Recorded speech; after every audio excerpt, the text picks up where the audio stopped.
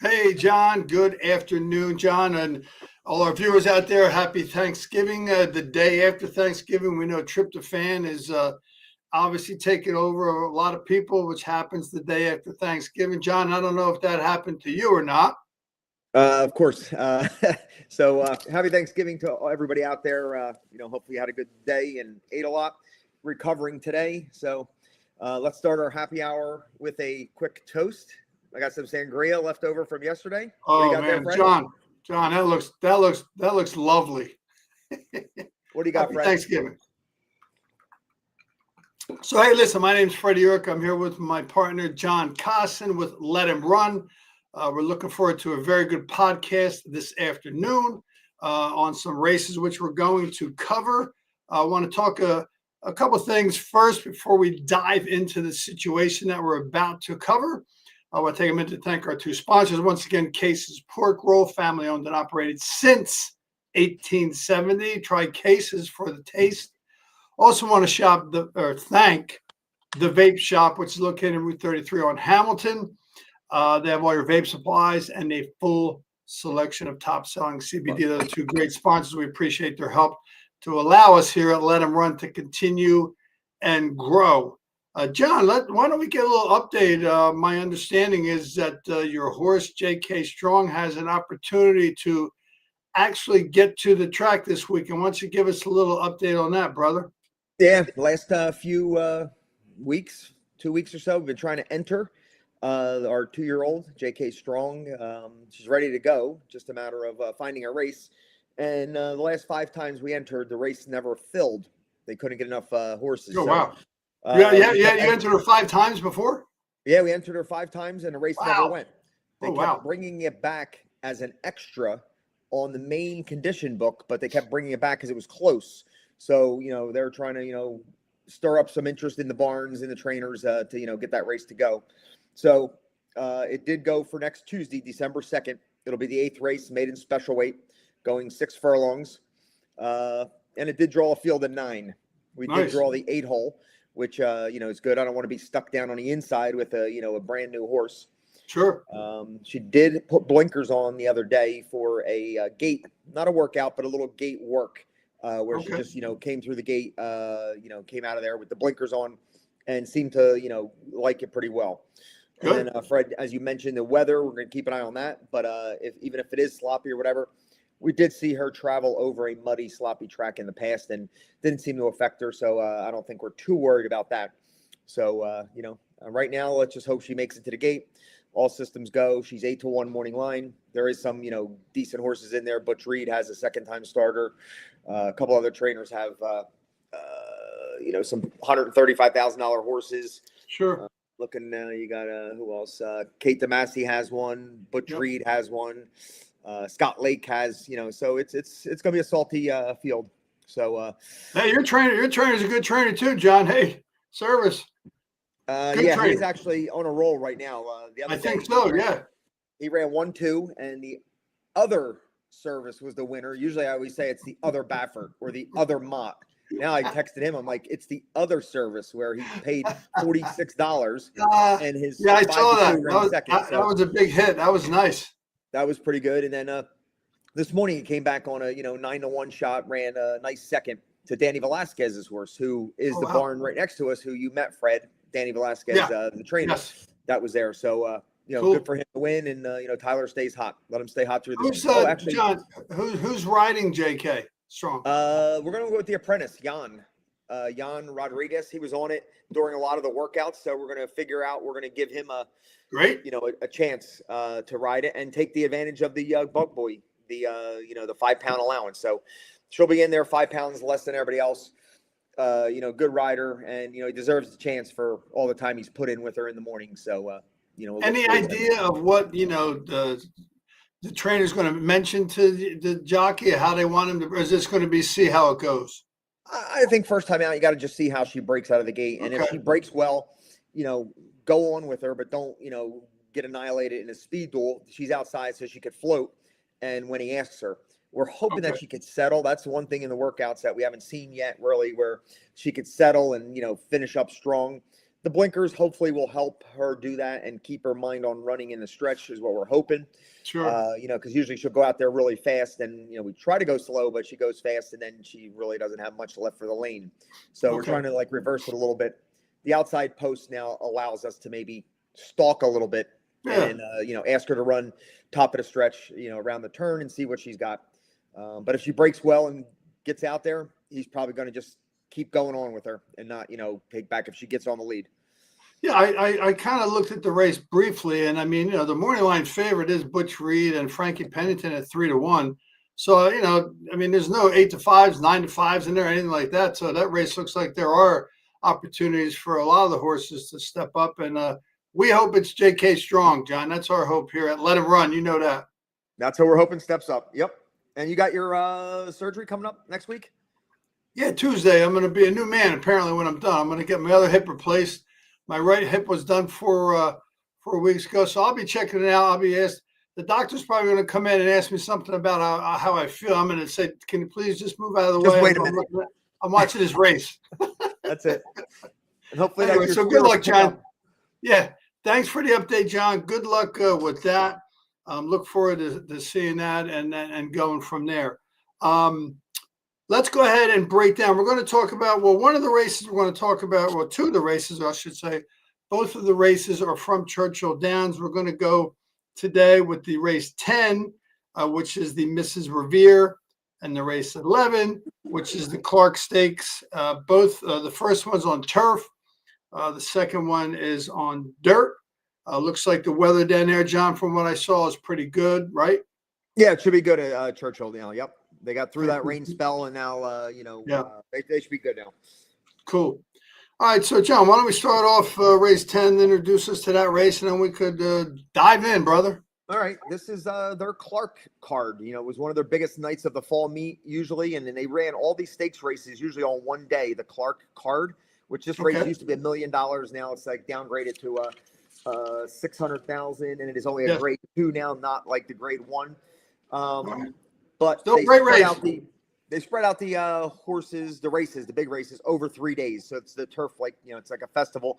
Yesterday they had a stake race. Today the 2 stakes, and the juveniles tomorrow, Future Stars, of tomorrow on the card. So they split up over 3 days to give some actually give it top billing to the 2-year-olds tomorrow that are going to be on the trail for the Derby and the Kentucky Oaks. And today's for the older horses and a couple of young ones stepping up. We'll get into that. Keep in mind, this race goes at 5:25, so you're going to have a little over 2 hours to make your decisions on this race, the next race, and the last race is a nice maiden special weight. And it's the late pick 3, which is a $3 minimum wager. If you have any, strong opinions in any of the races, spread a couple other ones. Hope for some craziness and maybe catch a nice $3 pick 3 to chaos. We need chaos. We need chaos if we're going deep, but if we're going short, you don't need chaos. All right, so let's start with the 10th race, Lush Lips, 7-5 morning line. Will probably take all the money and be in the area of even money, possibly as low as 4-5. Absolutely perfect trip last time, 1 1/8 when she beat Opulent Restraint on the front end, and Laura Lynn, who was who just ran second the other day to Fiona. That we covered that race last week. So it was an absolute perfect trip. Her buyer speed figure really jumped up, like way higher than she ever did before. Laura Lynn came out of that race and ran an 86. So I'm guessing Lush Lips is going to regress a little bit off that top effort and be in that 86, 87 range. So that brings a bunch of other horses into the mix. If she ran that 94 and was going forward, it'd be almost impossible to beat her. From the rail, I think she's going to get a great trip again.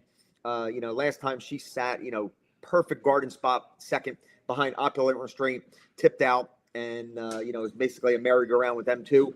And then Laura Lynn came running, but couldn't catch Lush Lips with a perfect trip. So very strong player, but at the low odds, awful lifetime best.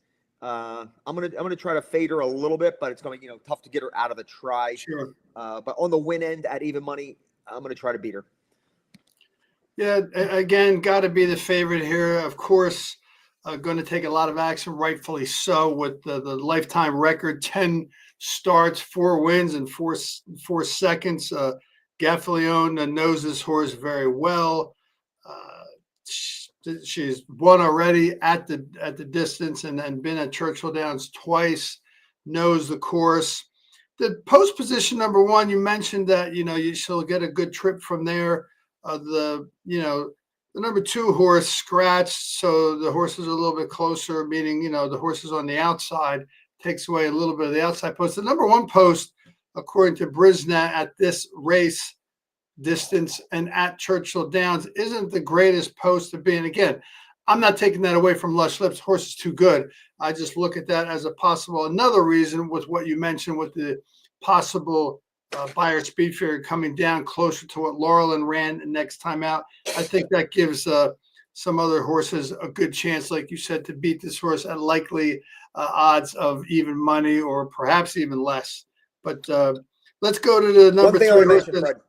Real quick, I did hear Travis Stone, the track announcer at Churchill, mention the other day about the configuration and the shape of the Churchill Downs turf course. A lot of turf courses have like the bevel where it's like higher in the middle and it slopes down to the rail and it slopes down to the outside. Yeah.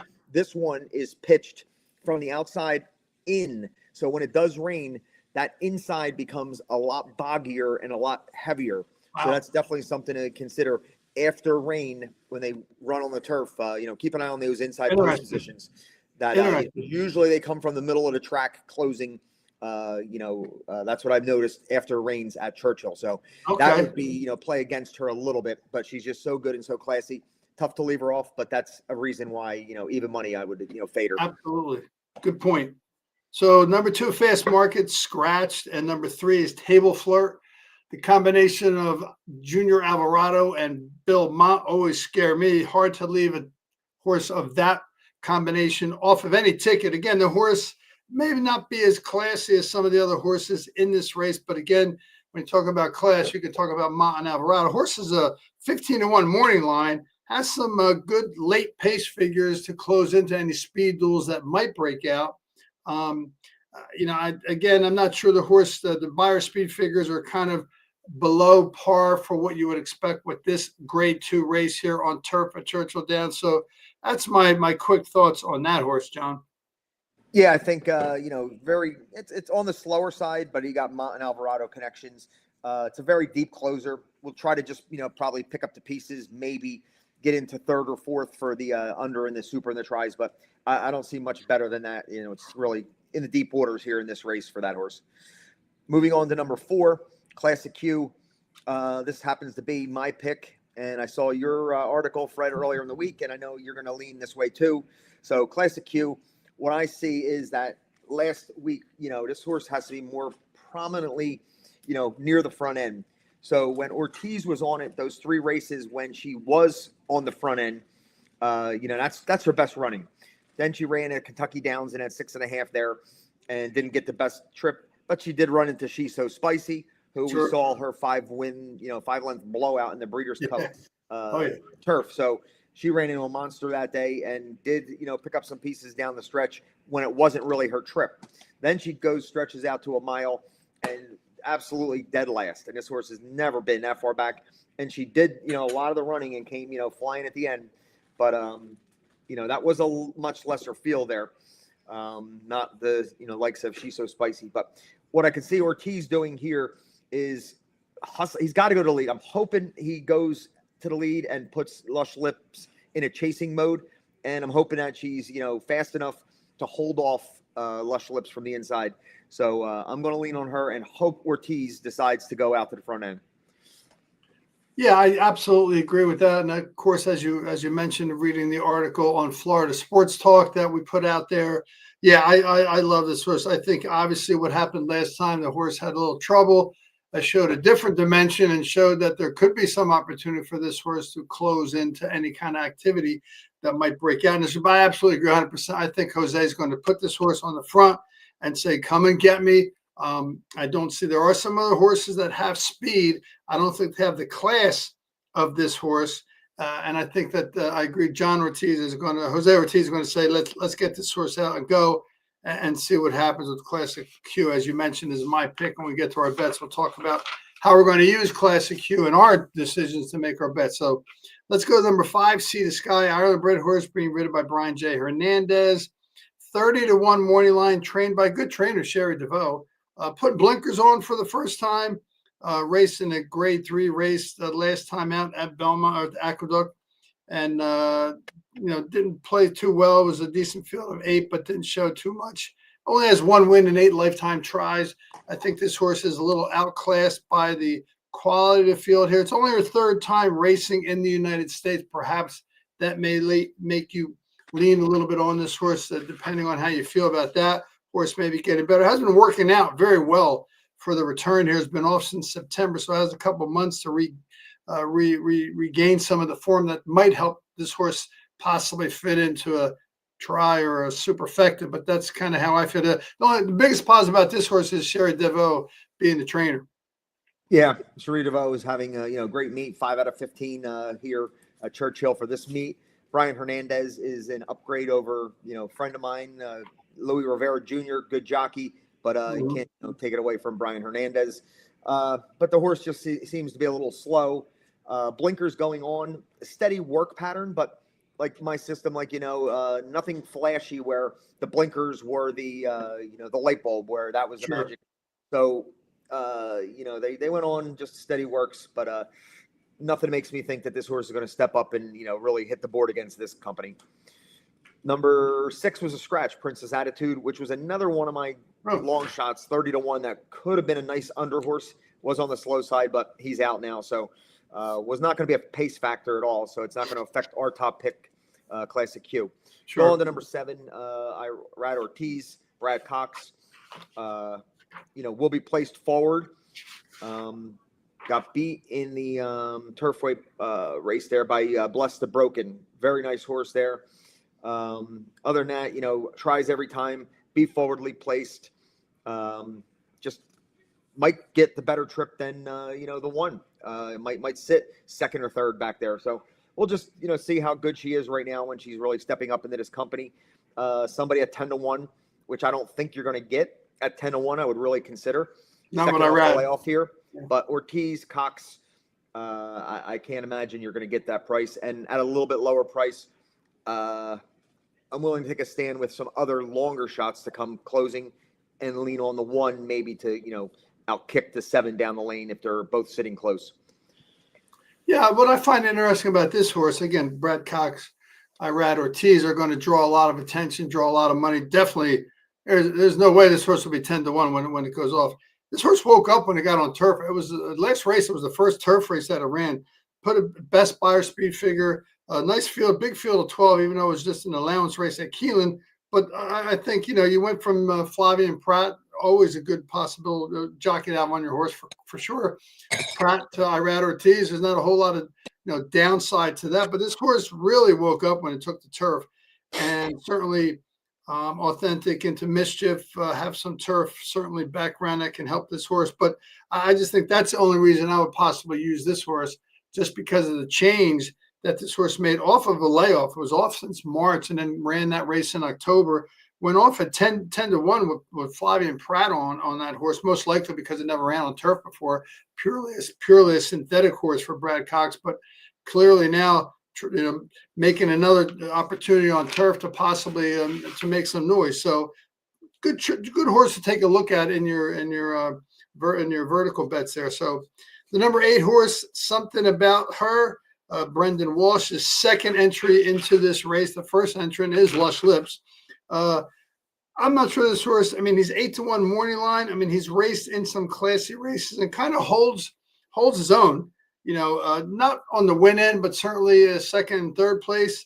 He's raced 12 times, finished in the money 9 out of those 12 times. So, in my opinion, if you're looking for a horse to fill out your exactas and trifectas, this horse might be a very good horse. Not sure on the win end. It's been a long time since the horse won a race. Last time the win was about a year ago at Woodbine, and that was even on synthetic. So that's how I would look at this horse, John. Exactly the same. Good under horse, 8-1. Definitely not on the win end. It's not worth 8-1. If I got higher than 8-1, would maybe consider it. But at best, at those odds, might drift up a little bit. because it is, Brendan Walsh's second horse, and Concepcion is not, your Irad Ortiz or Flavian Prat, or Sure. Hernandez kind of brand. But I would say, an under horse, especially at the 8-1 odds, fade on the win end. Moving to number 9 in the Stars, Luis Saez, third time off the layoff, third time straight on the turf. Seemed to, put it together since he came back, and it could be the ultimate light bulb angle that once he broke his maiden and hit the turf, now he's got 2 wins in a row.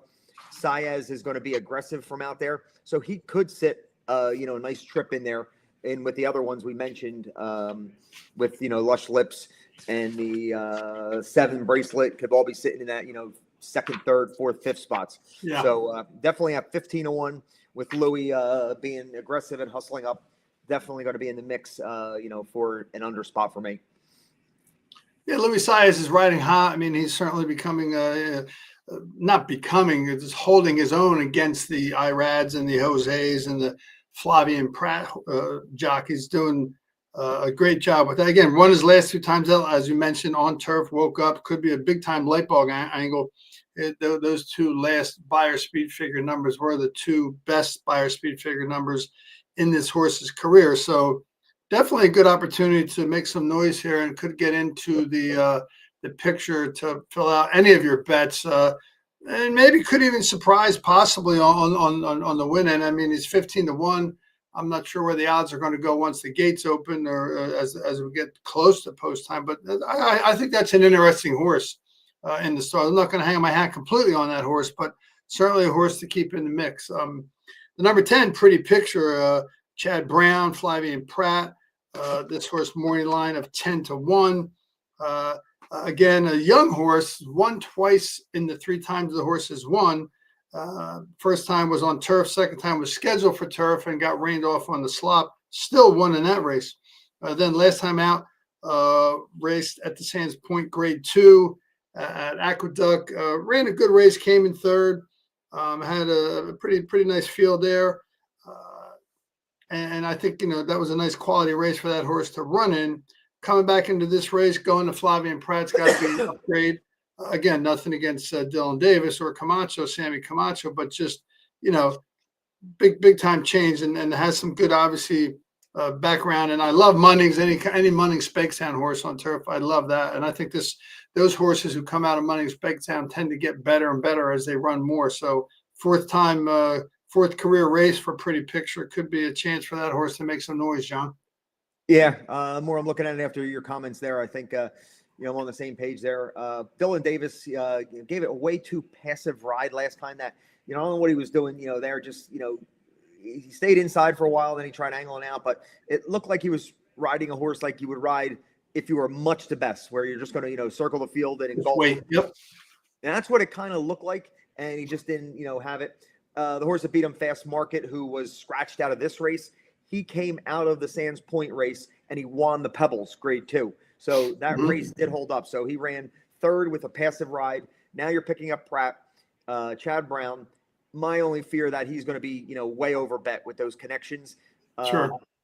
And he's got to step it up here to run against, Lush Lips and, our horse Classic Q, who already proven it at these, better classes. So if you're going to catch him, now's the time to catch this, horse Pretty Picture. Probably my guess in the 6-1 range. If you're willing to take that, on a horse that's an up and comer, definitely, could see a possible win candidate, if not for sure, second and third. Moving on to 11, from the far outside to work out a trip. He's got that same running style as the other ones we mentioned, sitting inside or whatever. I don't know how he's going to get over there and get an easy, a perfect garden trip there. He might be caught wide when the other horses are all like in that position. So if he has to come from further back than he has been in the past, I just don't see him at all. He's just not fast enough late to really, make a factor here. Yeah, I agree. I think that horse is definitely an outsider from that post in this field. Just recently broke his maiden 2 races back, at Keeneland, and ran a nice race in the big field with 12 horses. They came back and won again. Both times didn't get bet very much, and very likely to happen again here. But I think that horse may be a little bit in over his head. Ken McPeak, tremendous trainer. Got to like the fact that this horse is being put into these deep waters by a trainer who knows how to spot horses, but just not sure that this horse is going to have any real chance in this race. Number 12 horse, J&J Heart and Soul, 30-1 morning line. Thomas Malloy, the trainer, putting this jockey on who had some big wins in the last couple of days, brought in some long shots. But I just don't see this horse having a chance. Best Buyer speed figure is 62 on a short turf, only on a mile at Indiana. Don't really like this horse at all, John. I can't say it. Will be 80-1. I mean, if it's under 80-1, it's an underlay. The trainer jockey combo is pretty darn good, and workouts are good. Other tn that, from the 12 hole off a maiden race against this field, this is going to be another $170 horse if he wins. Up against it for sure. So, John, I'm going to put up your first bet here in race 10. Give you a chance to talk about it quickly. Yeah, like we said, we're going to hope Ortiz puts the 4 on the lead and, could just keep going with them. Everybody else sits in that garden spot. And then when they turn for home, that, 4 has enough left to hold everybody off, and hoping that Lush Lips, bounces off that, lifetime best performance.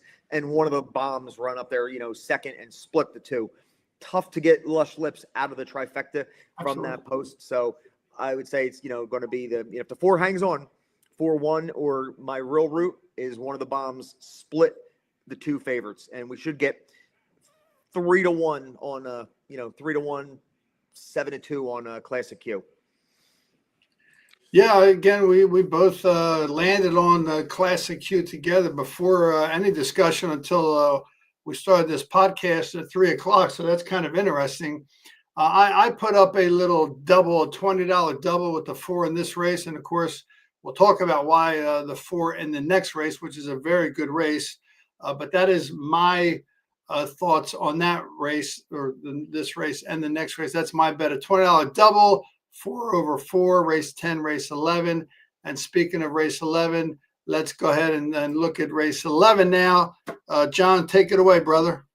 All right. The Clark, the grade 2, 600,000, mile and an eighth. Very interesting race. Very competitive field. You have a dilemma here that, if you've been handicapping, you've been following along, the 3-year-old season versus olders. Do you believe in the 3-year-olds, or do you want to, downgrade the 3-year-olds a little and take the olders? My thought is I've been downgrading the 3-year-olds this season when they face olders. The problem is this race is now the olders, they all have a knock against them. So I can't warm up to any of the olders that I think are going to be better. So I'm really in a dilemma here. Do I, take the 3-year-olds versus the olders? So as we go through this field, I'll tell my, my thoughts on, why I'm not jumping on the olders. And, so start out with, Cook Creek, the one, Mike Maker. It's tough to leave him out anywhere. He should be the speed, one of the speed horses going from there. Connections, I love the current form, other than that last race in the muddy Delaware track. Just tough for him, this horse, to, work out a trip and, probably win it on the front end with, this horse with, all the other ones in it. So I'm probably going to be a pass on Cook Creek. Yeah, I agree. The only thing about that horse that gives me a little concern, because of the horse I like, I just don't think this horse is as fast. Looking at the fractions that the horse ran, and the last time was in the mud, did cut, not very good fractions, 49, 112. It was in the mud, and this race is not going to be in the mud, apparently. I just don't think this horse has a good chance to make anything happen. I just think, hopefully, for my reasons in terms of why I like the horse I like, the horse doesn't get a big opportunity to go to the front end. Francisco Arrieta's on the horse. Good jockey. He's been actually riding fairly decent of late. So we'll see how that pans out. We go to number 2, First Mission. A lot of people have talked about and like this horse. Trained by Brad Cox, Flavian Pratza. Once again, you're rightfully so going to get a lot of money on this horse. Been working out very well for the return. Been off since September. Perhaps looking at this race, pointing to this race, classy horse, has run in nothing but graded stakes races in the last 15 races, 12 races, I should say. Obviously, Cox, Flavia, and Pratt get together. They're going to win a lot of races. This horse had a street sense, has again can put some pace out onto the in this race, and also has a good late pace figure. So I think this horse has a big chance at 5-1. John. Yeah, he's one of the olders that shows up for every dance and ships. And Brad Cox shipped him out to Santa Anita, trying to get him a Grade 1. They've been trying to get this horse a Grade 1 victory, for about a year and a half now. So they went out west trying to find an easy spot. And for a Grade 1, 6 horses, right up his alley, a 1 1/8 against Nevada Beach, Full Serrano, who is more of a miler, not a 1 1/8 horse, and Privman. That was your chance to really, assert yourself. Sure. He just did no running out there in Santa Anita and just didn't run at all.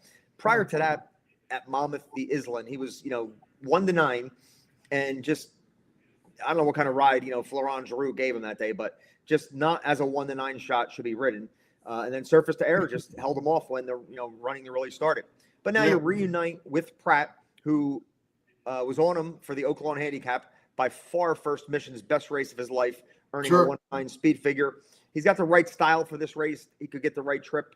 But those last 2 races really had me shaking my head. It's tough to, lean on him. And here we go. Here's my start of the olders, why I don't like each one of them for some reason or another. And I can't, really hang my hat on First Mission here. Moving over to number 3. Let's see. He's not his best at Churchill Downs. He, if you look at every Churchill Downs race, he doesn't run that well. And you look at his past performances, this is the most dramatic, for every other. Look at every other race for this horse. You circle every other race. He goes win 4th, win 5th, win 3rd, win 3rd, wins by a neck, win 7th. So this is the most dramatic in and out horse I've ever seen on paper, as a clear case of, he's going to be the favorite. I mean, he's going to be 5-2, Ortiz and Cox, but that every other, and his dislike for Churchill Downs, 2 for 7. He is the best horse in a race, and he's going to get probably the right trip sitting there, but it just has me shaking my head with this in and out factor that, he just ran a great race at Keeneland, and he beat all the young horses. He beat Gosker. He beat, there was another flashy young one in that race. And, him and Rattle and Roll, the 2 old men came, rolling up there, and they passed all the younger. So it's tough to lean on at 5-2. I just can't make him my key either. So I'm surprised that you didn't read my notes, because it's exactly what I have here. I have a dot dash, dot dash, dot dash, dot dash, not for 2 or 3 races, but for, like you said, for 8 races in a row. And I'm hoping I would like that to go back further. I mean, this could go on and on further than that. This is amazing. Yeah, and I want this to follow that same path that we just talked about. I want to see another dash after the dot that this horse wins. So there's not much more I can say about this horse. Again, good horse, very good horse. Obviously going to get a lot of money with Brad Cox, Irad Ortiz. But that's not the horse I'm hanging my hat on. Let's go to the next horse. The number 4, Gosker, morning line, 4-1, ridden by Luis Saez, trained by Brendan Walsh, who I already talked about, was having a very good meet down there in Churchill Downs. This horse has so many angles that we talk about and that I love, for some of the angles that are provided by Brisnet for this race. I'll talk about your angle first, John. I mean, blinkers are going on this horse. Workouts, again, seem to have gone up. 3rd off the layoff, another plus. Number 1, prime power, according to Brisnet, which I love. And more importantly, they style these horses. They attach a style, whether it's an early or an EP, early presser, can stay up with the horses, or stalker. Brisnet does a great job of applying these styles of running styles to horses. This horse has an EP4, and that style of running at this distance at Churchill Downs has won 5 out of the last 7 times they've run on the dirt at this distance at Churchill Downs. The other horse that has that style is the number 2. So that scares me a little bit. But I just think if this horse, Gosker, can find the race he ran 3 back at Monmouth, even though he lost, put up a really solid speed for who did he lose to? Journalism. So I don't think there's anything to be ashamed of in that situation. Ran a very good race. They even bobbled at the break and stumbled the next time out, really lost his footing next time. But I think third off the layoff, working out great. Louis Saez sticking with this horse, knows the horse well. The blinkers on and the style of running style this horse has based on Brisna, I think is all kinds of check marks for me, John. Yeah, fits a lot of the categories that we all like as handicappers to follow. The last two races, both he was extremely wide in those two races that really he didn't get his trip either time. He faced the Elders for the first time in the Fayette, and he ran into Rattle and Roll and Hit Show. He did make the lead, but then when they came running, both of them went by him as he got a little tired in the lane. But it is his third time back off the layoff. You got to like that. The blinkers did help. If you go back to all three workouts, this is not a good workout horse. When he was, training for the Preakness and the, Pensy Derby, he just wasn't a good work horse. And, maybe the blinkers definitely added, something into him here. That has to help if he could work out a trip, not get those two wide trips that he's had. And can he prove that he could step up against, Elders here and, win it? So definitely a major player. But he faced the Elders one time. I'm looking at that, and ran third there. So we'll see. That's what makes this race interesting. The Elders versus Young Guns, and we'll see who comes out ahead.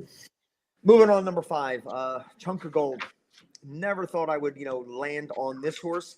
I'm just trying to find some value, find a way that this race can be won.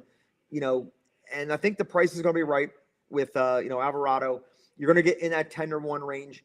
This is one of the only horses I think that has the intention and his mind on getting the lead. When this horse gets the lead, he's been rolling. But then when he doesn't get the lead, he's just not the same. So I think they're going to employ that. There's other ones in here that they could take the lead. They might take back.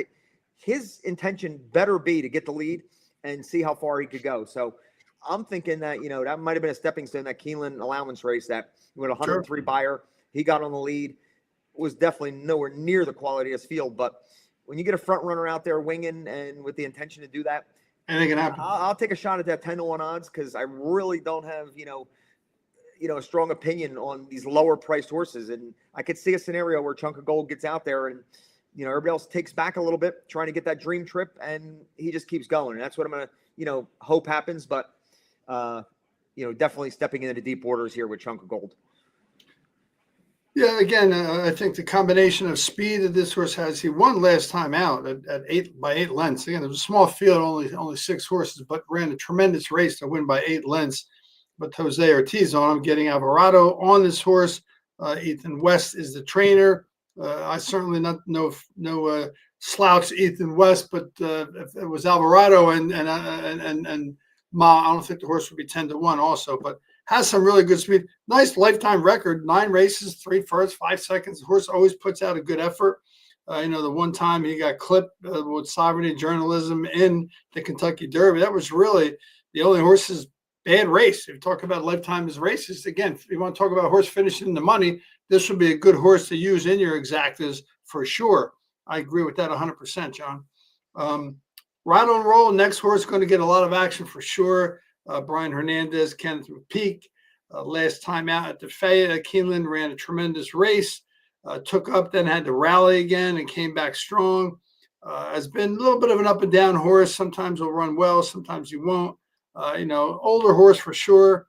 Very, quality horse. Third off the layoff. I really don't have a strong opinion on this horse. I know his morning line is 7-2, John, but for me, I'm just going to look elsewhere.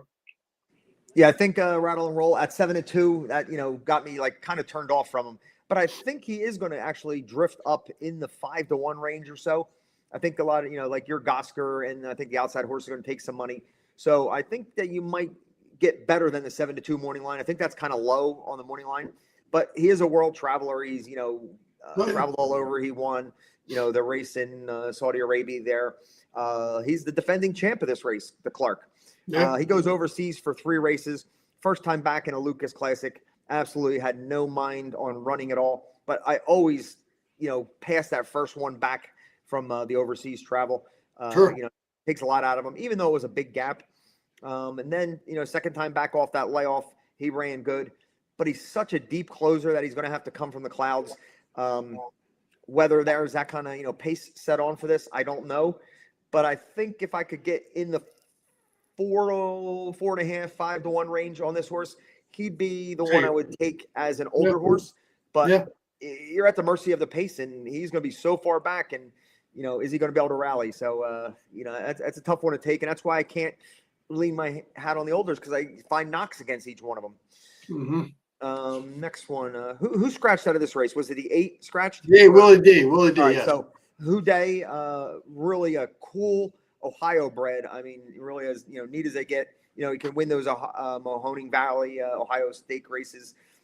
He did step into open company, and he does hold his own. I mean, you can't fault him. No, absolutely.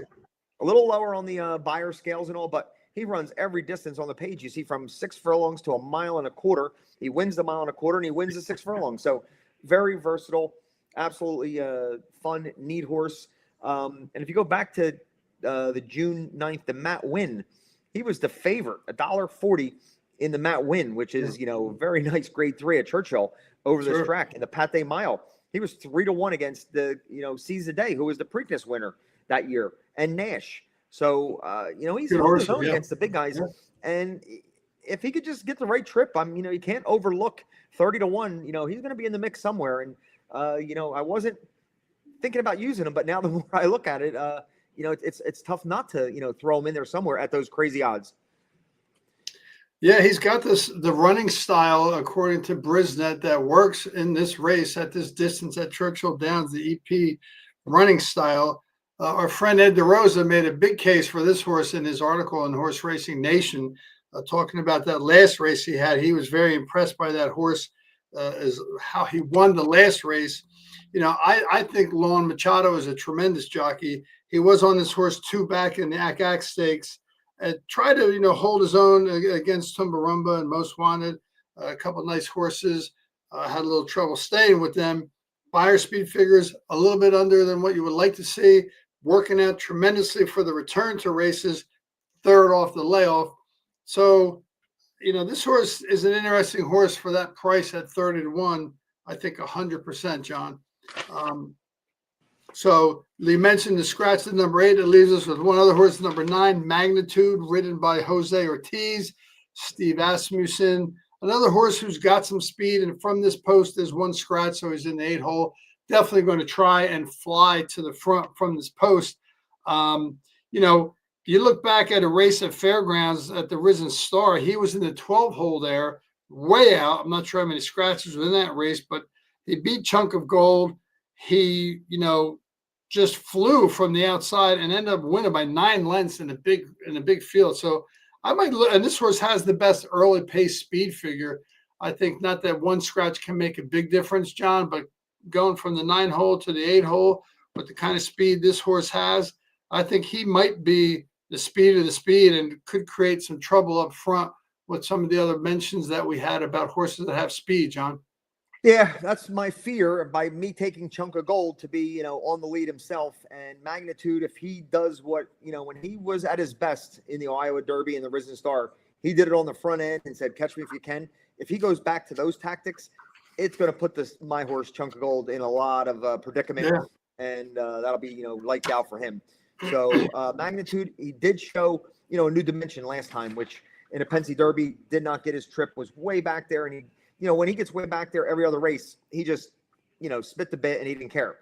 That he showed a dimension where he closed, and he beat, goal oriented in that spot, passing a nice horse, setting the track record. He even set the track record, just happened to run into Baeza that day, who, set it, by 2/5 of a second faster than him. So, definitely a new dimension. If he does, I'm hoping from the outside that he doesn't gun to the lead and maybe takes back off the pace a little.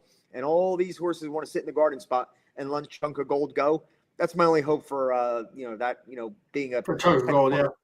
But Magnitude was going to be my pick until I thought about, the 10-1 odds on him and probably the 3.5, 4-1 odds on Magnitude and the trips that they could possibly get.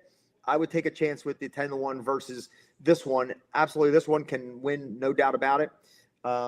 Maybe he's even more versatile. And it looks like this time that Steve Asmussen really turned the screws. Look at those workout pattern. Yeah. Last time was just a maintenance work because he has them right where he wants them. Prior to that, those 4 workouts were, lights out, way better than he was coming into the Parks race. So Sure. that sent, a signal up for me. Yeah, okay. And again, it's a very interesting race. Looking forward to seeing that later on today. Both of those races will be going off a little bit later today. I put up, John, your ticket that you're playing in race 11, if you want to comment on that. Yeah, I was going to play that there and throw out 2 horses. I was going to throw out the 1 and I was going to throw out the 7. But the more we discuss the 7, I'm looking at it here, I'm like, God almighty, at 40 to 1, leave that horse out of 3rd place for a try. I'd wind up, shooting myself if he, runs up there. And especially if you get a 10 to 1 winner and you miss with a 40 to 1 that runs 4th. So Yeah. I would say, now I would play a 50-cent try, play the 5 over all the horses, and that would be what is there 9 8 7 42 $21. So it'd be a $21 ticket, and For you can 50 press cent this try. one here on the screen. You could press that for maybe an additional 50 cents for $10. Yeah. But I'm thinking to take advantage of my 10 to 1 chunk of gold if he does hold on and craziness underneath. I want to make sure I get paid and not miss it. So I would probably play a 50-cent try, 5 over all, which is a $21 play. And I would play this one on the screen, maybe for 50 cents in case the logicals run underneath. Come That on you and would, do double the do price the of job. it. Yeah. So I don't want to miss it with the 7 after we looked at it and we both agree that Sure. definitely has a shot. No, I think for that kind of a ticket, a 50-cent ticket could get a really big turn to ROI on that. If again, I the way you presented Chunk of Gold as a good opportunity to win, I think that works. I went with again, I'm all in on Gosker. I think that horse has a lot of check marks in my book that give that horse a good chance to win. I'm putting a $20 win bet on the horse and doing a $5 exacta with the 4 over the 2, 5, 6, 9. Again, I might put the 7 in there as well too and make that ticket a little bit more. May make that ticket $25. Add the 7 into that exacta with the 4 winning. Again, my ticket hinges on the 4 winning. Your ticket hinges on the 5 winning. So again, for all our folks watching, we appreciate you joining us and watching. That's for sure. But remember, we're giving you our information. We're breaking these races down. John and I do spend a lot of time, and we love it. We absolutely love it. Looking at these races, getting a chance to talk to each other about this, giving you an opportunity to listen to what we say, think about what we say, and then make up your own mind on what you want to do. And if you like watching this show, be sure to hit the like and subscribe button for sure. And if you want to watch us again, we'll be on again tomorrow at 12:30 on Capital Sports Network YouTube. We're all on a bunch of social sites and some media sites that our friend and the person who handles all the activities at Capital Sports Network, Sean Miller, is working very hard to put a lot of this together, and we're continuing to grow. You can read our articles on Florida Sports Talk, and be sure to hit the like and subscribe button. John, quickly, how about you talk about, before we say goodbye, the 5 races we're going to talk about tomorrow. We got the race 5, 7, and 9 at Del Mar, all turf races, and then race 10 and 11 at Churchill Downs. Yeah, the turf races at Del Mar, very nice fields there. They are having their big contest of the fall, $3,000 contest with a $2,000 live bankroll. I'll be playing in that tournament tomorrow. And I'll do a lot more studying now, tonight, and tomorrow into those full Del Mar races. So we'll have some good information tomorrow. But put a lot of time into the Churchill races tomorrow that we're going to be covering. 2 grade 2 races, one for the boys, one for the girls, the fillies. Both Kentucky Derby points races. So you're going to see possibly some horses on the Derby and Oaks Trail step up tomorrow and get onto the future book as, potential candidates. The Churchill Downs Jockey Club Cup, you're going to have to make a decision on further ado. A 20-length winner with a 98 buyer. Is he going to bounce? Did he beat anybody? A lot of questions to ask. If you beat him, it's wide open. The next race, the fillies, it was supposed to be a 1-horse race with Explorer coming out of the Breeders' Cup Juvenile Fillies. She did not make the flight. She's not coming. So it makes the race absolutely a 2-year-old, filly race going 1.16 miles for the first time, around 2 turns. Anything can happen. So, man, there's some prices in there that we're going to talk about tomorrow. Absolutely, John. Well said. I agree with that. And again, the Kentucky Derby and the Kentucky Oaks prep races are beginning to heat up. The next one after tomorrow's Kentucky Jockeys Club race at Churchill is December 6th. The Remsen at Aqueduct, always a good race to keep your eye on. I'm sure we will be talking about that. So on those final notes, we will check out some of the future things tomorrow. We'll be on 12:30 at Capital Sports Network YouTube. So check us out at 12:30, John. And again, John, I hope you have a great night tonight and a good day tomorrow. And I'll see you tomorrow at 12:30, John. All right. See everybody at 12:30. Let them run today, boys. Let them run today. Let them run tonight. Let them run tomorrow.